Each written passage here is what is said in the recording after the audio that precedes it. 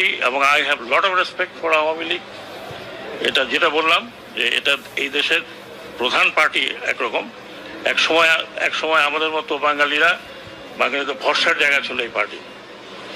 বাংলাদেশের 52 আন্দোলন, 69 গণ আন্দোলন, স্বাধীনতা, এটা পার্সোনাল কোনো কারণে নষ্ট করবেন না।